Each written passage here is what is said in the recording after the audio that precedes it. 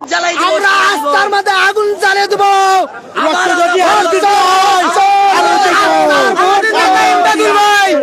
আমাদের যদি হারাগাছি কোনো নেতা থাকে সেটা হচ্ছে আমাদের ইমদাদুল ভাই। ইমদাদুল ভাই আমরা ভোট দিয়েছি।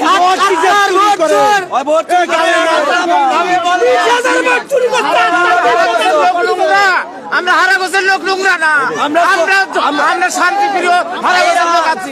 24 দেখছে 26 দেখে নাই, এবার আমরা 26 দেখাবো। আমরা অস্ত্র দেবো, ভয় করি না, কোনো ভয় করি না। আমরা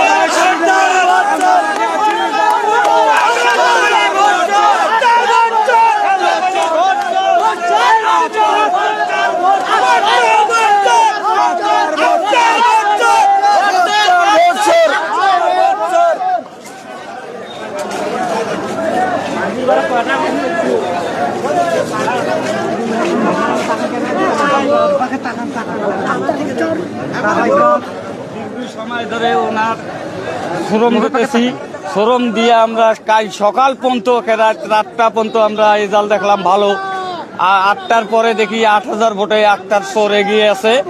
তা আমরা জনগণ তাকে ইমদাদুল হক ভরসাকে ইলেকশনে আমরা ভোট দিয়েছি, কিন্তু উনি কেমন করে 8500 ভোটে এগিয়ে আছে আমরা এইটা গণনা চাই। ঠিক ঠিক ঠিক হ্যাঁ ঠিক আমরা ওই ভরসাকে গত 24-20 বছর থেকে আমরা ভালোবাসি এই হারাকাবাসী কাউনিয়াবাসী, কিন্তু হর্ষাজি মরার পরে ইমদাদুল যে শ্রমিক আমাকে দিয়েছে, শ্রম দিয়েছে এই জনগণের কাছে, এই জনগণ তাকে ধানের শীষ মার্কায় ভোট দিয়ে তাকে জয়যুক্ত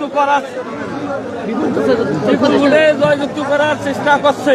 কিন্তু এই আক্তার আসিয়া এই হারাগছে কালকে গাড়ি নিয়ে আসার পরে বন্দুক দেখায় দেওয়ার পরে সে 8500 ভোটে এগিয়ে গেল কেমনি? আমরা এটা গণনা চাই, বিচার চাই।